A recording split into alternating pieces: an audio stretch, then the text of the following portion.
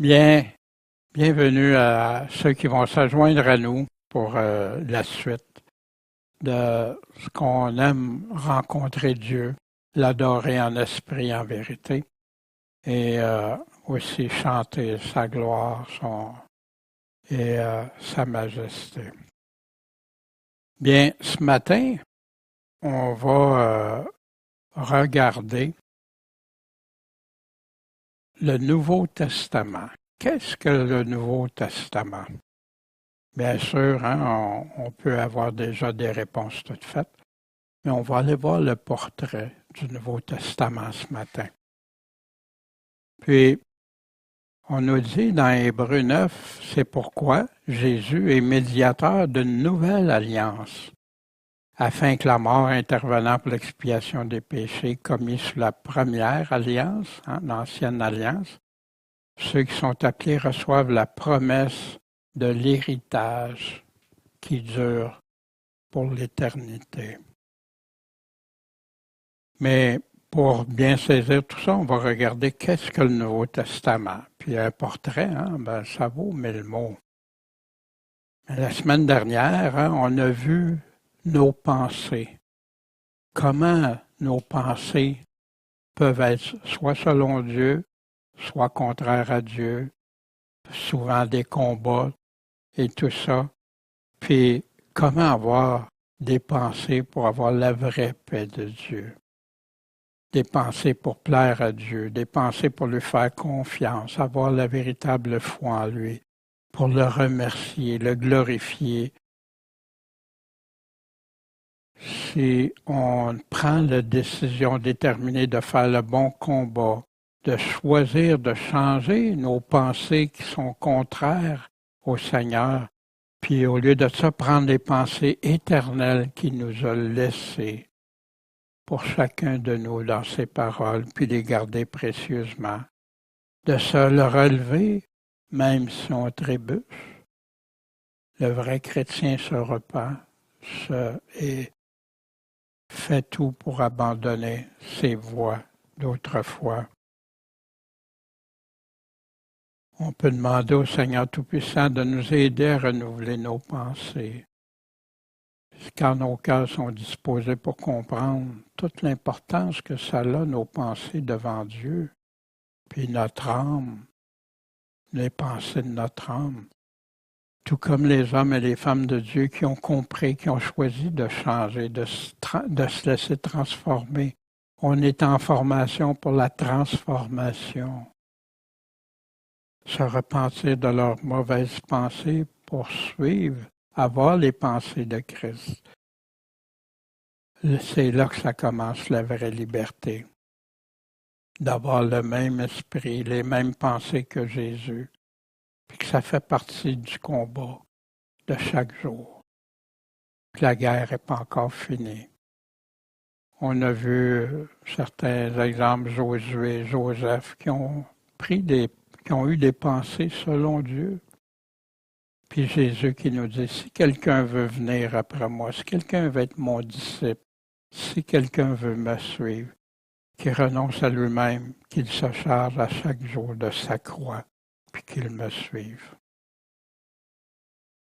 Jésus nous dit et nous demande qu'on peut prendre autorité sur nos pensées, les maîtriser, puis faire nos choix pour lui. Puis au travers ça, comment d'autre que ses propres paroles qu'on va savoir, qu'on va les comprendre, qu'on va pouvoir avoir les mêmes pensées que Christ. Pour la suite, je vais demander à Michel, s'il vous plaît, de venir nous lire le psaume 41. Au maître chantre, psaume de David. Heureux celui qui fait attention aux misérables. Au jour du malheur, l'Éternel le délivrera. L'Éternel le gardera et conservera sa vie. Il sera heureux sur la terre, tu ne le livreras point au désir de ses ennemis. L'Éternel le soutiendra sur le lit de langueur, tu changes entièrement son lit lorsqu'il est malade. J'ai dit, Éternel, aie pitié de moi, guéris mon âme, car j'ai péché contre toi. Mes ennemis me souhaitent du mal et disent, quand mourra-t-il? Quand périra son nom? Si quelqu'un vient me voir et il parle faussement, son cœur amasse de mauvais desseins, il s'en va dehors et il parle. Tous ceux qui me haïssent chuchotent entre eux contre moi, à mes côtés, ils méditent ma perte. Quelques actions criminelles pèsent sur lui. Le voilà couché, disent-ils, il ne se relèvera plus. Même l'homme avec qui j'étais en paix, qui avait ma confiance et qui mangeait mon pain, a levé le pied contre moi. Mais toi, Éternel, aie pitié de moi et me relève, et je leur rendrai. À ceci, je connais que tu prends plaisir en moi. C'est que mon ennemi n'a pas lieu de se réjouir à mon sujet. Mais tu me soutiens dans mon intégrité, tu m'as établi devant toi pour toujours. Béni soit l'Éternel, le Dieu d'Israël, d'éternité en éternité. Amen. Oui, Amen. Bien, merci Michel de ce psaume qui est le reflet pour plusieurs chrétiens. Bien sûr, Dieu aime qu'on soit généreux pour ceux quand on peut aider quelqu'un. Je ne parle pas généreux juste monétairement, mais en action et tout. Puis Dieu promet sa protection pour quand on le fait. On voit ici que David a confessé son péché, il a avoué son péché. Puis il a choisi après de vivre selon Dieu, mais il est persécuté, comme beaucoup de chrétiens, beaucoup de choses. Puis, mais il s'en remet à Dieu. Mais tu me soutiens dans mon intégrité. Tu m'as établi devant toi pour toujours. Béni soit l'Éternel. David a appris, même après ses chutes, à revenir à l'Éternel, à se confier à l'Éternel. Puis bien oui, quand tu choisis de marcher selon Dieu, tu vas avoir des ennemis. Pas que tu en cherches, ils se lèvent automatiquement sur la route du chrétien. Mais soyons comme David, plein de confiance, mais tu me soutiens dans mon intégrité, tu m'as établi devant toi, pas pour temporaire, pour toujours. Bien, ce matin, le Nouveau Testament. Bien oui, on connaît ça, le Nouveau Testament, on l'a étudié même depuis des années et des années qu'on regarde tout ça. Mais je pense que c'est intéressant de regarder ça d'un survol, d'avoir le portrait du Nouveau Testament. Ce Nouveau Testament, l'Évangile de Jésus-Christ, ou de la Nouvelle Alliance, parce que Nouveau Testament, le nom qui a été choisi par ceux qui ont traduit la Bible, c'est Nouvelle Alliance. C'est un nouveau contrat que Dieu a établi avec l'homme. Mais pour être nouveau, c'est qu'il y a eu quelque chose avant. Il y a eu l'ancienne alliance que Dieu avait établie, particulièrement avec le peuple d'Israël et tous ceux qui voulaient se joindre avec Israël pour suivre ce que Dieu avait dit. Mais après l'ancienne alliance, qui s'est arrêtée dans le livre de Malachie, il y a eu 400 ans de silence de la part de Dieu. Dieu parlait pendant des siècles par les prophètes. Il leur donnait des révélations, il leur disait qu'est-ce qui était pour arriver, il leur disait ses promesses, puis il leur disait ses avertissements et ce qu'ils subiraient s'ils désobéiraient. Mais là, 400 ans, plus personne. Mais après cette attente, enfin, la nouvelle alliance promise qui va se manifester, mais qui va tout bouleverser, même tellement que on disait le temps était séparé avant Jésus-Christ, puis après Jésus-Christ. Avant la nouvelle alliance, puis après la nouvelle alliance. une révélation qui avait été promise, qui se concrétise. Parce que ça avait été prédit. On va voir ça dans quelques instants. Ça arrive soudainement, mais c'est réglé comme une horloge précise. Là va naître un bébé qui va grandir et qui va déterminer la destinée des hommes. Pas par un Moïse, pas par un roi puissant qui va venir tout chambouler, pas par une armée puissante, mais par celui qui va révéler aux hommes ce que leur Créateur attend d'eux autres. Celui-ci est mon Fils bien-aimé, écoutez-le. C'est le moyen que Dieu a choisi pour permettre de sauver les personnes qu'il a créées. Les personnes sont sa création. Sans Dieu, il n'y a pas d'homme, pas de femme, pas d'enfant. Ce qu'il a créé, puis leur offrir et pourvoir un moyen aux besoins que chaque âme qu'il a créé a besoin, mais à ceux qui le voudront.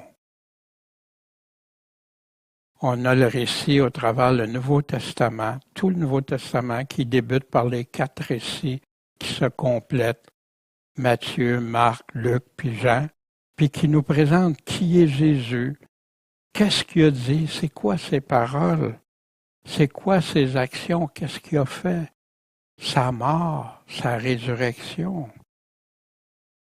et plusieurs autres. Puis Jésus leur avait dit que le Saint-Esprit leur rappellerait tout et même leur révélera ce qui arriverait dans le futur. Fait que c'est pas des hommes qui ont décidé ça un jour. Dieu est intervenu. Aussi, le Nouveau Testament nous parle du tout début de l'Église, les actions des apôtres, les lettres que les apôtres ont écrites, puis même ce qui va arriver dans le temps, dans le futur pour nous, qui est écrit noir sur blanc. Mais c'est pas juste un récit, mais ça va préciser pourquoi le monde est plongé dans le mal. Pourquoi il y a tant de méchanceté? Pourquoi il n'y a pas de paix? Il n'y a pas de vrai bonheur, sauf des bonheurs artificiels qui disparaissent. Le monde rejette la lumière que Dieu a pourvue, le moyen. Du début du Nouveau Testament à sa conclusion, Dieu nous parle. Pour que l'homme sache qu'est-ce que son Créateur attend. Pour que l'homme vive ce pourquoi il a été créé. Mais les gens veulent se détacher de ça.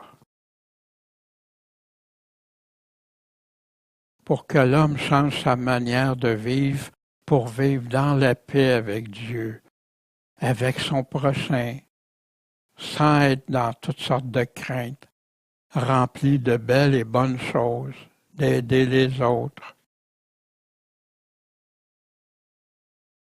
Puis vous savez, c'est souvent ça que des politiciens promettent indirectement. Finalement, enfin vivre dans le bonheur réel, sans terreur, sans maladie, sans pleurs, mais dans l'abondance, dans la joie pour toujours. Mais ça, c'est pas un politicien qui dit ça, c'est Dieu, le Créateur. Est-ce que ça t'intéresse? Tout cela, Dieu le promet à ceux et celles qui l'aiment de tout leur cœur, qui choisissent de le suivre, se laissent transformer par son amour. On va survoler du début à la conclusion cette nouvelle alliance que Dieu a présentée aux hommes.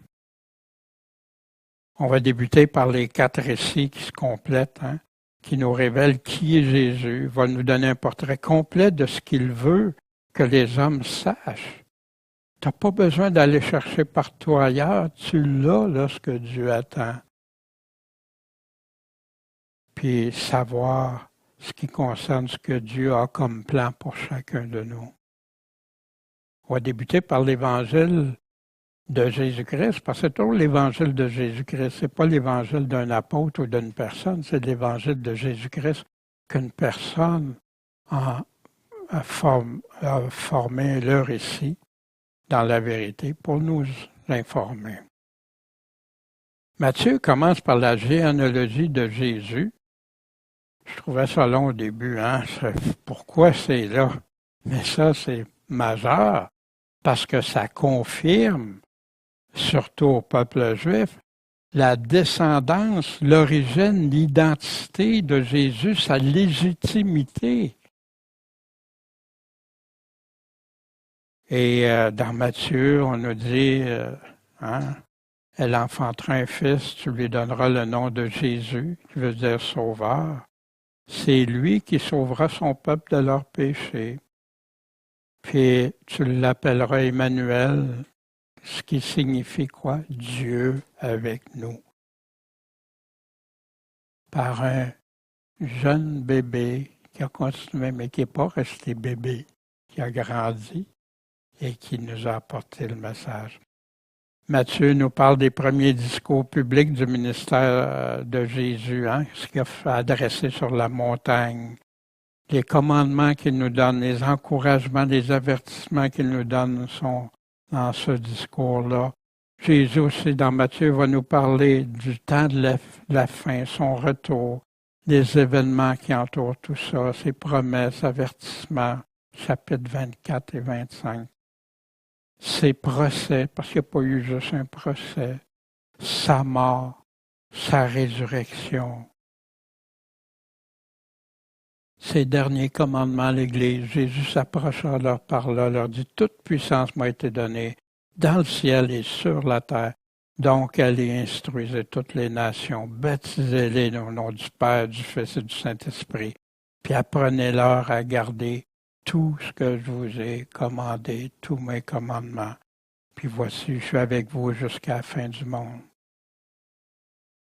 Mais 1500 années avant sa naissance, Ésaïe nous confirme qui est Jésus, puis pourquoi. Tout ça, bien longtemps avant qu'il vienne, pourquoi il est venu. Voici dans Ésaïe 9, 6 et 7. Car un enfant nous est né, un fils nous est donné, l'empire, le royaume est mis sur son épaule. On l'appellera l'admirable, le conseiller, le Dieu fort, le Père d'éternité, le Prince de la paix. Puis, il va avoir une postérité sans fin au trône de David à son royaume pour établir, affirmer dans l'équité, dans la justice dès maintenant et pour toujours. La jalousie de l'Éternel des armées fera cela. Et voici cette première venue de Jésus-Christ qui était prédite par le prophète Ésaïe, qui est un des passages parallèles des textes de Matthieu. Qui a cru à notre message? À qui le bras de l'Éternel a-t-il été révélé? Puis, il a été méprisé, on n'en faisait aucun cas. Cependant, il a porté nos maladies. Jésus a guéri des malades. Il s'est chargé de nos douleurs. Et nous pensions qu'il était frappé de Dieu, battu et affligé. Mais il était meurtri pour nos péchés, frappé pour nos iniquités. Le châtiment qui nous apporte la paix est tombé sur lui. Et par sa meurtrissure, nous avons la guérison face à Dieu. On était tous errants comme des brebis. Chacun suivait son propre chemin. Puis l'Éternel a fait venir sur lui l'iniquité de nous tous, à notre place. Il est maltraité, affligé, n'ouvre pas la bouche, comme un agneau mené à la boucherie, comme une brebis muette de celui devant qui on tond la brebis. Il n'ouvre pas la bouche. Toutes des prophéties, ça que Jésus a réalisé les jours de sa crucifixion. Il a été retiré de l'angoisse, de la condamnation. Qui dira sa durée? Il a été retranché de la terre des vivants. Il a été frappé pour le péché de mon peuple. On lui avait assigné sa sépulture avec les méchants, et dans sa mort, il a été avec le riche. Il n'a pas fait d'injustice, il n'y a pas eu de fraude dans sa bouche. Or, il a plu à l'Éternel de le frapper. Il l'a mis dans la souffrance. Après avoir offert sa vie en sacrifice pour le péché, il se verra de la prospérité. Il prolongera ses jours et le bon plaisir de l'Éternel prospérera dans ses mains. C'est ce qui est arrivé avec Jésus, le royaume qui grandit. Il jouira du travail de son âme, il en sera rassasié. Mon serviteur juste en justifiera plusieurs par la connaissance qu'ils auront de lui, et lui-même portera leur iniquité. Parce qu'il a livré sa vie à la mort, qu'il a été mis au nombre des méchants, qu'il a porté les péchés de plusieurs et intercédé pour les pécheurs. Le cœur de l'Évangile, le récit de Matthieu nous apporte la réalisation de ce qui a été écrit plus de 1000 ans auparavant, avant la naissance de ce bébé. Marc, l'histoire nous dit que Marc a écrit pour Pierre. Puis dans la lettre, dans l'Évangile, ça transparaît le style de Pierre, direct, bref. Il raconte, tout ça se déroule indéfiniment, presque sans pause. Toc, toc, toc, c'est de l'action. Tu regardes ça, c'est de l'action d'un bout à l'autre. Souvent en abrégé, mais à des places va donner également des précisions importantes qui complètent les autres livres. Puis quand tu les mets en parallèle, tu te dis « Wow, regarde ça, ça me donne une précision supplémentaire pour bien comprendre l'Évangile. » Marc nous présente Jésus comme un serviteur en pleine action. Venir servir, mais en souffrant. Mais aussi comme Dieu qui a pleine autorité pour faire des miracles, délivrer des démons, des maladies, mais surtout de pardonner les péchés que seul Dieu a droit de faire.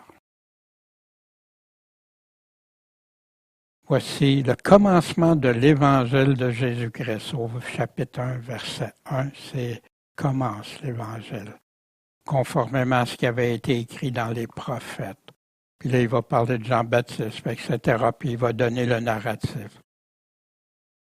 Les discours de Jésus, les commandements de Jésus, les miracles, les paraboles, les preuves de son autorité, même encore du temps de la fin au chapitre 13.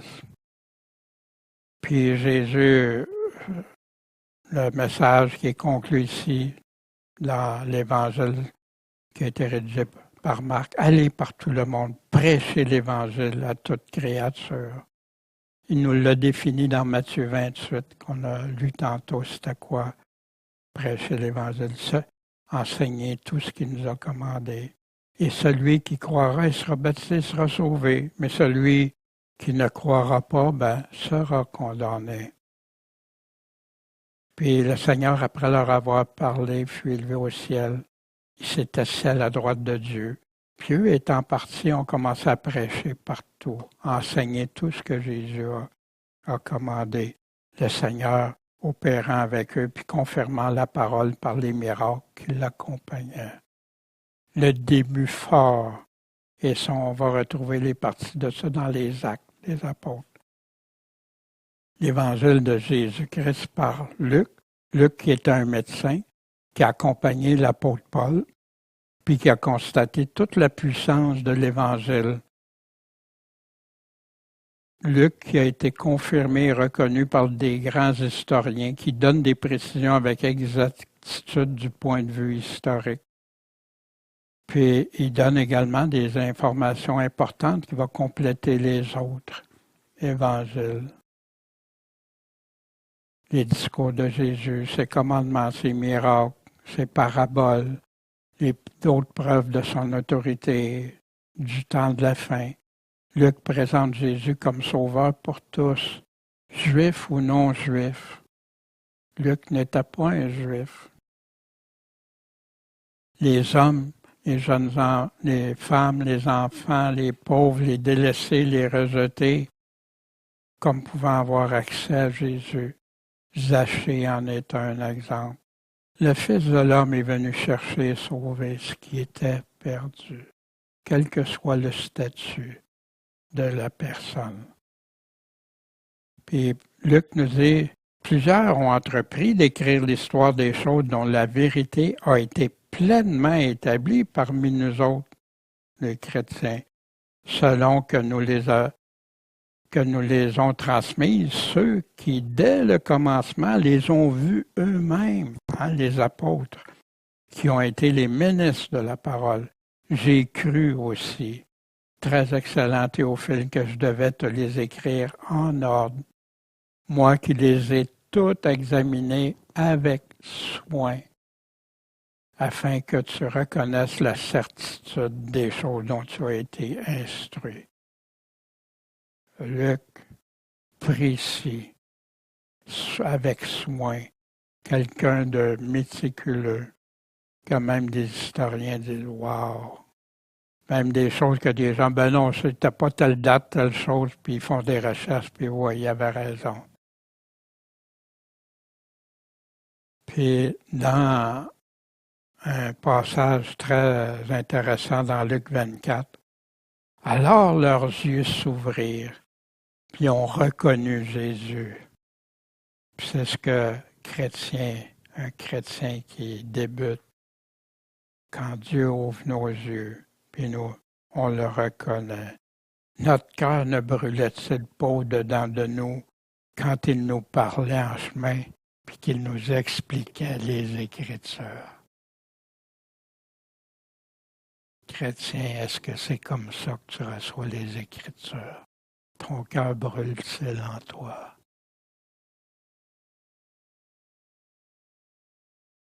Aussi, quelque chose de très particulier, j'ai dans le chapitre 21, quand vous verrez Jérusalem environnée par les armées, sachez que sa désolation approche. Beaucoup pensent que c'est dans le passé, en l'an 70, mais non. Ce sont des jours que toutes les choses qui sont écrites s'accomplissent. Les choses toutes écrites ne sont pas encore accomplies en 70. Puis là, il va y avoir de la colère contre ce peuple. Ils vont tomber sur le tranchant de l'épée. Ils vont être menés captifs par toutes les nations. Ça aussi, il y a des épisodes de ça qui sont arrivés. Mais c'est pas réalisé, c'est pas dans le temps, c'est pas dans le camp de Jésus. Et Jérusalem sera foulée par les nations jusqu'à ce que le temps des nations soit accompli. Terminé. Dieu a dit, ça suffit maintenant. Il y aura des signes dans le soleil, dans la lune, les étoiles. Est-ce que c'est arrivé en 70 ou après? Et sur la terre, les peuples seront dans la consternation, ne sachant que devenir. La mer, les flots faisaient un grand bruit. Les hommes seront comme rendant l'âme de frayeur, de terreur dans l'attente des choses qui vont survenir dans le monde. Pourquoi? Parce que les puissances des cieux seront ébranlées. C'est pas arrivé, ça. Encore. Alors ils verront venir le Fils de l'homme sur une nuée, avec une grande puissance, une grande gloire. Quand ces choses commenceront d'arriver, quand vous serez là, les chrétiens, regardez en haut, levez la tête, parce que votre délivrance approche. Est-ce qu'ils sont enlevés avec le Seigneur avant? Faisons attention comment on lit, on comprend ce que Jésus nous dit. Ça, vous retrouvez ça dans Luc 21, 20 à 28. Puis vous avez tous les autres signes aussi avant, comme dans Matthieu 24 et Marc chapitre 13. L'évangile de Jésus par Jean maintenant. Jean, il a écrit ça plusieurs années après les autres. Il n'a pas répété tout ce que les autres ont dit, mais il a mis l'accent beaucoup sur la dernière semaine. Oui, il a parlé du premier miracle, ou noces de Cana, tout ça. Puis par la suite, il s'est concentré sur les dernières semaines avant, pendant, puis après la crucifixion de Jésus et sa résurrection. Jean, appelé le disciple de l'amour, celui que Jésus aimait, confirme. Au commencement était la parole. La parole était avec Dieu, puis la parole était Dieu. On peut-tu quelque chose qui est Jésus-Christ? Elle était au commencement, au tout début avec Dieu. Toutes choses ont été faites par elle. Rien de ce qui a été fait n'a été fait sans elle, sans cette parole. Mais c'est qui cette parole-là? La véritable lumière qui éclaire tout homme était venue dans le monde. Elle était dans le monde et le monde a été fait par elle. Mais lui, le monde ne l'a pas connu. Il est venu chez les siens, cette lumière-là, qui c'est-il sinon Jésus-Christ? Et les siens ne l'ont pas reçu, mais à tous ceux qui l'ont reçu, il leur a donné le droit d'être faits enfants de Dieu, savoir à ceux qui croient en son nom, croire en son nom, croire son autorité, croire qu'il est le roi des rois, croire que quand il parle au nom du Père. Celui-ci est mon Fils bien-aimé. Et la parole a été faite chair et a habité parmi nous, pleine de grâce et de vérité. Puis on a contemplé sa gloire, une gloire comme celle du Fils unique venu du Père. Jésus est Dieu venu en chair. L'Évangile de Jésus-Christ par Jean. C'est là qu'on apprend si un homme ne naît de nouveau, il ne pourra pas connaître le royaume de Dieu. Mais ça, c'est le début, le départ. Dieu a tant aimé le monde, ça c'est connu partout, qui a donné son Fils unique afin que quiconque croit en lui périsse pas, mais qu'il ait la vie éternelle. Parce que Dieu n'a pas envoyé son Fils dans le monde pour condamner le monde, mais afin que le monde soit sauvé par lui. C'est pour ça qu'il est venu la première fois. Mais croire en lui, c'est croire qui il est, son autorité, et suivre ce qu'il nous dit. Celui qui croit en lui n'est pas condamné, mais celui qui ne croit pas est déjà condamné, parce qu'il ne croit pas au nom du Fils unique de Dieu. Il ne croit pas à son autorité. Puis la cause de cette condamnation, c'est que la lumière est venue dans le monde, et que les hommes ont mieux aimé les ténèbres que la lumière, parce que leurs œuvres étaient mauvaises. Parce que quiconque fait le mal, il va haïr la lumière, puis il ne vient pas à la lumière de peur que ses œuvres soient reprises. Mais celui qui agit selon la vérité, lui vient à la lumière afin que ses œuvres soient manifestées parce qu'elles sont faites en Dieu. Dans Jean, je suis le chemin, la vérité et la vie. Personne ne vient au Père que par moi. Celui qui a mes commandements et qui les garde, c'est lui, c'est elle qui m'aime. Si quelqu'un m'aime, il gardera ma parole et mon Père l'aimera et nous viendrons à lui, nous ferons notre demeure chez lui. Celui qui m'aime pas, garde pas mes paroles. Puis la parole que vous entendez n'est pas de moi, mais du Père qui m'a envoyé. C'est là aussi dans Jean, je suis le cep, vous êtes les sarments. Celui qui demeure en moi et en qui je demeure va porter beaucoup de fruits. Parce que sans moi, vous ne pouvez rien faire, selon Dieu. Si quelqu'un ne demeure pas en moi, il est jeté dehors comme le sarment, il sèche, puis on ramasse les sarments et on les jette au feu, puis ils brûlent. Les actes des apôtres. Luc a écrit le début puis la propagation du message de l'Évangile, puis l'établissement et la croissance de l'Église de Jésus-Christ. J'ai fait mon premier livre au Théophile sur toutes les choses que Jésus a faites et enseignées depuis le commencement. jusqu'au jour qu'il a été enlevé dans le ciel après avoir donné ses ordres par le Saint-Esprit aux apôtres qu'il avait choisis. Il nous parle du livre de Luc ici.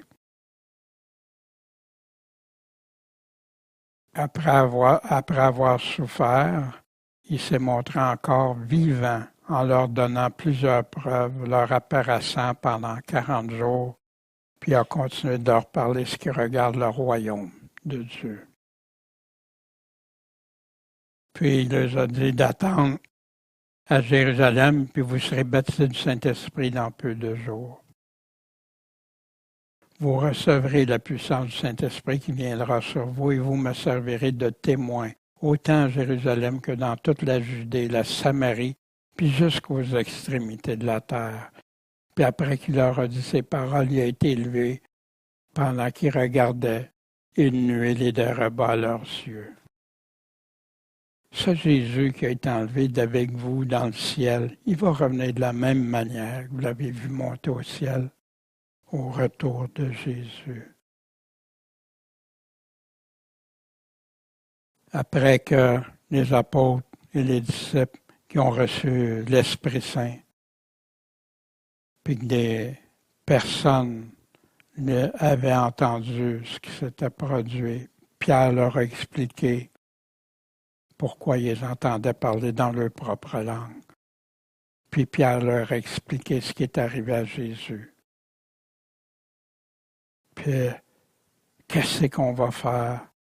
Pierre dit, repentez-vous et que chacun de vous soit baptisé au nom de Jésus-Christ pour la rémission de ses péchés, puis vous recevrez le don du Saint-Esprit, la promesse qui a été faite.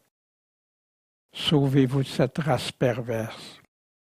Donc, ceux qui reçurent de bon cœur sa parole furent baptisés. En ce jour-là, 3000 âmes furent ajoutées aux disciples. Ils persévéraient dans quoi? Dans la doctrine des apôtres, dans la communion, dans la fraction du pain, dans les prières. Et tout le monde avait de la crainte et il se faisait beaucoup de miracles et de prodiges par les apôtres.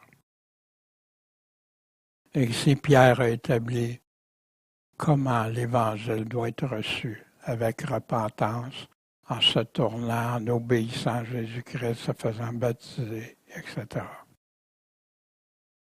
Luc a poursuivi le cheminement de la propagation du message par la grande persécution, qui a eu comme effet l'établissement de l'Église qui s'est répandue partout. Par Pierre au début, par des disciples, par Paul qui s'est converti, puis maintenant prêche Jésus-Christ, celui qui persécutait, puis qui persécutait ceux qui voulaient croire en Jésus-Christ. Puis a fondé de nombreuses assemblées locales où il passe, qui sont devenus faire partie de l'Église de Jésus-Christ. Le récit des Actes nous éclaire puis pose le fondement de toute Église. Toute assemblée qui veut se dire de Jésus-Christ doit fonctionner d'après les critères de la vraie Église de Jésus-Christ, qui ne peut pas déroger à celle que Jésus a bâtie au travers de ses apôtres. Les lettres de Paul. Fait que Paul a contribué pas seulement qu'à propager le message de l'Évangile, mais établir, faire grandir l'Église en plaçant des églises locales partout où il passait, ou à peu près. Il les instruisait, il les reprenait, avertissait, il confrontait la vérité, le mensonge, le vrai du faux. Puis, comment suivre la nouvelle alliance? Comment suivre Jésus-Christ? Comment suivre l'Évangile? Dans Romains, très sommairement bien sûr, tous coupables, tout le monde a besoin de se repentir et se convertir. Est-ce qu'on marche selon la chair, selon l'esprit? Dans Corinthiens, une église en désordre, même l'immoralité, repentance. Repentez-vous. Vous savez qu'il n'y a aucun de ceux qui vivent comme ça qui va connaître le royaume de Dieu. Puis qui a amené à la repentance, justement, parce qu'ils ont réagi. Dans Galates, qui nous explique la grâce de Dieu, la faveur de Dieu versus la loi de Moïse, l'ancienne alliance. Maintenant, c'est la nouvelle alliance. Éphésiens, là, on y voit la différence de vivre selon l'esprit ou selon la chair. Mourir qui est un gain. Comment combattre l'armure du chrétien. Thessaloniciens, le retour de Jésus et les deux destinées. Colossiens, attention aux faux pasteurs, fausses églises, fausses doctrines. Philippiens, réjouissez-vous malgré la souffrance que vous endurez pour Christ. Timothée, Tite, comment se conduisent les vrais pasteurs puis les faux pasteurs? Est-ce qu'ils répondent aux critères? Hébreux, Jésus est l'alliance supérieure. L'ancienne alliance, non. C'était là pour conduire à Christ, à cette nouvelle alliance supérieure, la vraie foi de ceux qui lui obéissent pour leur salut éternel dans Hébreux 5. Dans Hébreux 9.15 qu'on avait vu au début, c'est pourquoi il est médiateur d'une nouvelle alliance, d'un Nouveau Testament, afin que la mort étant intervenue pour la rédemption des péchés commis sous la première alliance, l'Ancien Testament, ceux qui sont appelés reçoivent l'héritage éternel qui leur a été promis. Lettre de Jacques, une lettre directe, sans détour, qui établit et distingue le vrai chrétien, qui reprend les commandements de Jésus clairement. Une lettre simple, mais directe, puis qui chatouille beaucoup pour ceux qui veulent résister. Il y a des sujets d'ordre pratique très concrets, la mise en pratique de ce que Jésus, qu'on peut appliquer concrètement dans nos vies. La foi sans les œuvres est morte. On doit être humble parce que Dieu résiste aux orgueilleux, mais il donne sa grâce aux humbles. Il résiste. Ceux qui résistent, c'est les paroles de Dieu, l'importance. Et plein d'autres sujets. Nos paroles aussi, comment on parle.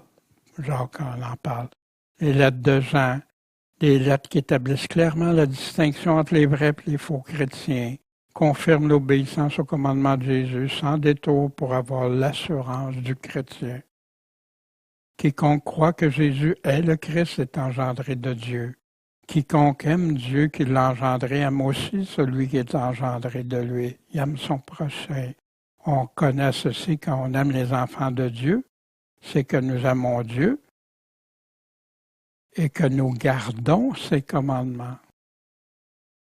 Parce que ceci est l'amour de Dieu. C'est quoi aimer Dieu? C'est quoi l'amour de Dieu? C'est qu'on garde ses commandements.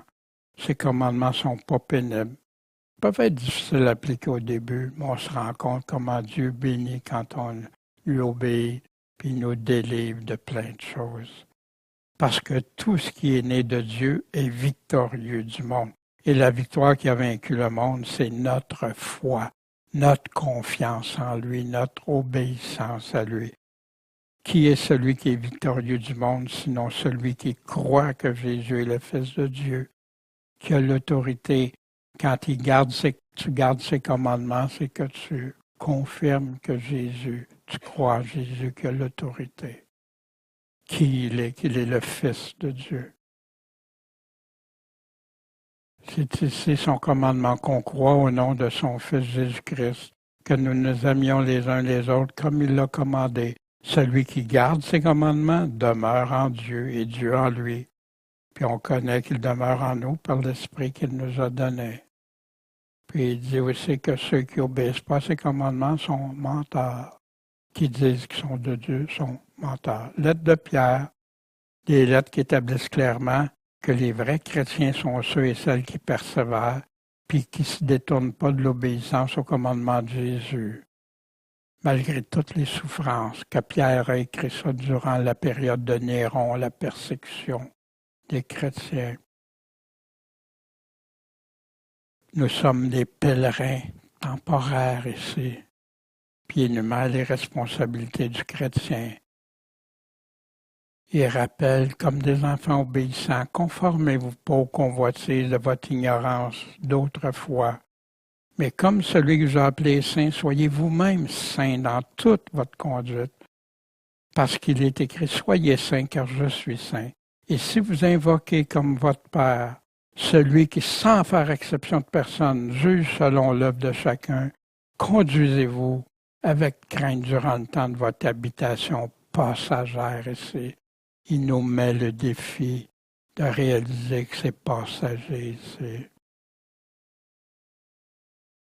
Sachant que vous avez été rachetés de la vaine manière de vivre qu'on avait hérité nos parents, non par des choses périssables comme de l'argent puis de l'or qu'on a été rachetés, mais ont été rachetés par un précieux sang, comme d'un agneau sans défaut, sans tache, le don de Dieu, ce qui a coûté à Dieu de plus précieux, son propre Fils en souffrance pour nous, racheté, comme Ésaïe le disait si bien. En deuxième lettre, fuyez la corruption qui règne dans le monde par la convoitise, puis apportez-y tout votre zèle, ajoutez à votre foi à la vertu la connaissance, à la connaissance la tempérance, à la tempérance la patience, et à la patience la piété, et à la piété l'amour fraternel, et l'amour fraternel la charité.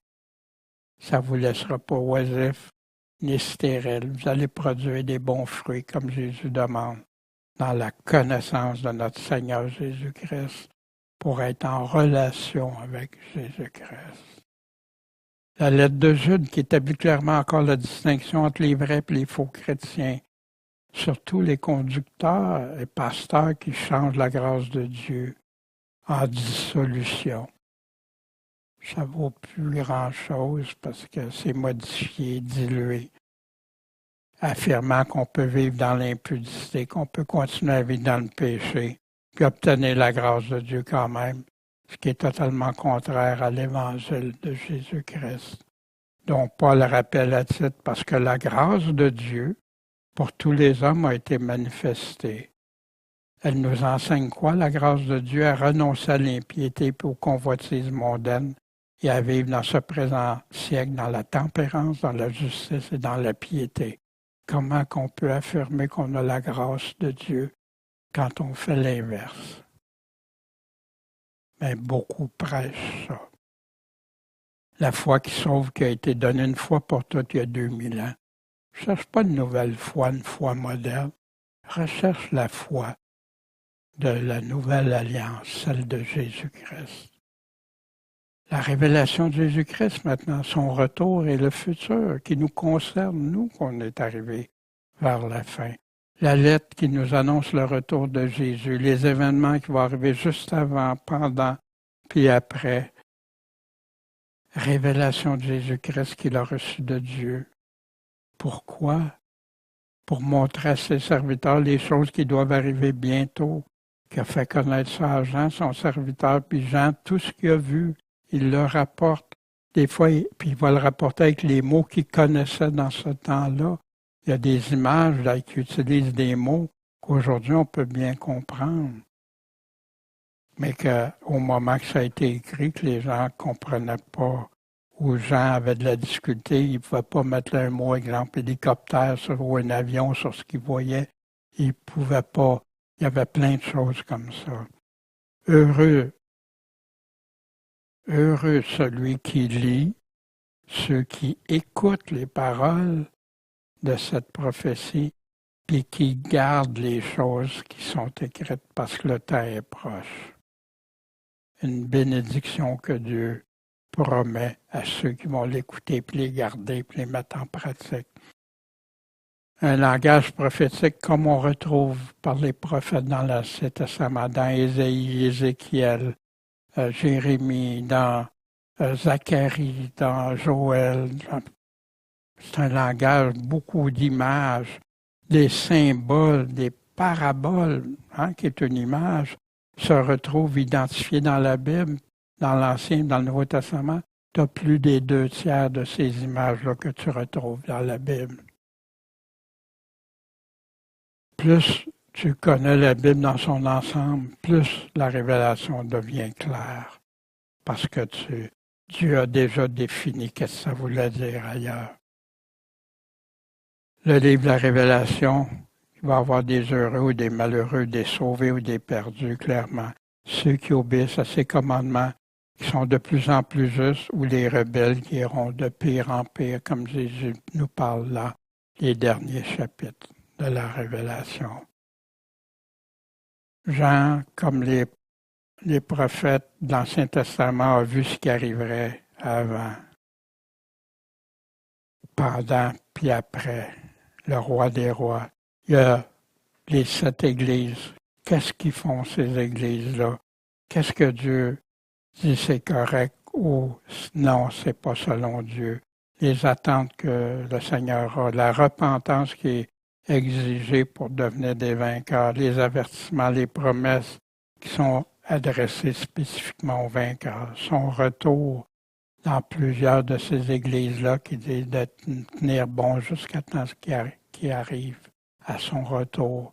Fait que c'est des églises qui sont là au temps de la fin. Seul Jésus qui est digne d'ouvrir le livre du temps de la fin où on va retrouver les 7 sceaux. Après, il va y avoir les 7 trompettes des avertissements sévères que Dieu donne. Puis finalement, aboutir aux 7 coupes de colère de Dieu. On y retrouve l'Antéchrist, les 2 bêtes, la marque, le 666, ce qu'on doit absolument pas prendre. Son retour, qui est parlé au chapitre 1, parlé d'un chapitre 2 et 3 qui parle aux églises auxquelles il dit qu'il va revenir, de tenir bon, au chapitre 14 et au chapitre 19. Fait qu'on comprend bien que la révélation, c'est pas chronologique du début à la fin. C'est comme dans l'Ancien Testament, Daniel au chapitre 2, au chapitre 7, au chapitre 9, chapitre 1, il va reprendre les choses. Les 1000 ans promis, plein de prophéties dans Ésaïe qui touchaient le 1000 ans, le millénium, hein, le loup avec l'agneau, l'enfant avec le serpent, puis que le plus jeune va mourir à 100 ans, fait que c'est pas encore rendu dans l'éternité. Satan qui va être lié pendant 1000 ans, qui va être délié après, puis malheureusement, il va réussir à séduire ceux qui étaient dans le règne du 1000 ans. Certains, pas ceux qui sont convertis à Jésus-Christ, mais certains. Parce qu'il y en a qui vont mourir à l'âge de 100 ans à cause du avoir péché durant le temps du règne de Jésus. La première résurrection, ceux qui n'ont pas pris la marque de la bête sont là à la première résurrection.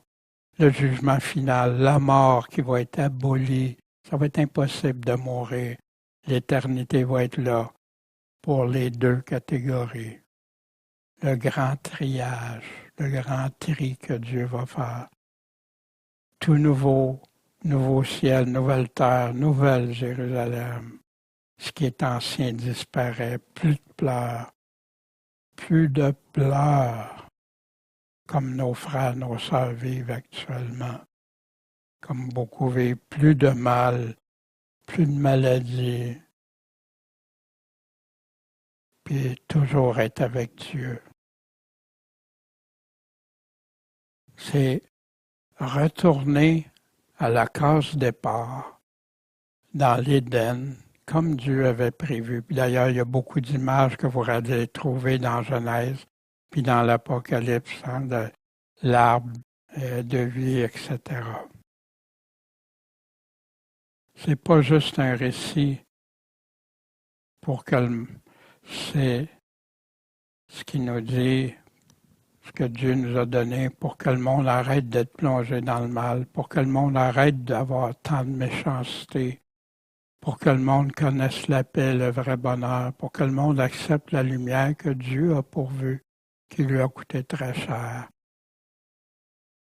Du début à sa conclusion, Dieu nous a parlé pour que l'homme sache son Créateur, qu'est-ce qu'il attend de lui, pour que l'homme vive pour ce pourquoi il l'a créé, pour que l'homme change sa manière de vivre, pour vivre dans la paix avec Dieu, avec son prochain, sans vivre dans la terreur, les craintes comme on voit aujourd'hui, puis être rempli de belles et bonnes choses que Dieu seul peut donner. Les vraies bonnes choses, d'aider son prochain. Puis finalement, enfin, vivre dans le bonheur réel, sans terreur, sans maladie, sans pleurs, mais dans l'abondance, dans la joie pour toujours. C'est ça le Nouveau Testament. C'est ça la nouvelle alliance du début à la fin. Est-ce que ça t'intéresse? Tout cela, Dieu le promet à ceux et celles qui l'aiment de tout leur cœur, qui choisissent de le suivre, se laissent transformer par son amour, former et transformer. Est-ce pour toi? Est-ce pour moi? La décision nous revient. Cette nouvelle alliance, le sang de la nouvelle alliance répandu pour plusieurs pour la rémission des péchés. Il leur donna la coupe, dans cette coupe est la nouvelle alliance en mon sang qui est répandue pour vous.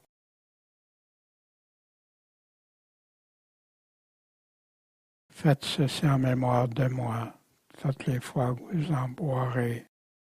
Jésus, le médiateur de la nouvelle alliance, qui prononce les meilleures choses que celui d'Abel. C'est pourquoi il est médiateur d'une nouvelle alliance. Pourquoi? Pour enlever l'Ancien Testament et qu'on vive selon le Nouveau Testament, puis pour ceux qui sont appelés à recevoir la promesse. C'est ce que j'avais à vous présenter, un survol du Nouveau Testament, avec des points de repère, bien sûr. Ce que je vous invite, c'est de les relire pour vous-même, d'épuiser les trésors qu'il y a dans ça. Des promesses et des avertissements. Puis les avertissements sont très valables parce que c'est ça qui nous empêche de faire fausse route, de sortir du chemin étroit, de vivre selon le monde au lieu de vivre selon Dieu. Fait que vous pouvez mettre votre pleine confiance. Quand Dieu parle, c'est pas pour rien. Seigneur Tout-Puissant, merci de nous avoir laissé ce trésor, ce livre qui nous a éclairés, ce livre rempli de lumière, ce livre rempli d'amour qui est l'amour du constructeur qui nous donne comment vivre, comment fonctionner, comment corriger, comment se rendre propre, comment être en pleine assurance dans ta vérité. Merci Seigneur pour ce cadeau, puis qu'on ait le privilège de pouvoir le lire, aller épuiser chaque jour du temps de notre vie qui nous reste. Béni sois-tu, Seigneur, le Maître, le Sauveur, le Roi des rois de cette nouvelle alliance, celui qu'on va voir un jour face à face. Merci, Seigneur Jésus. Amen.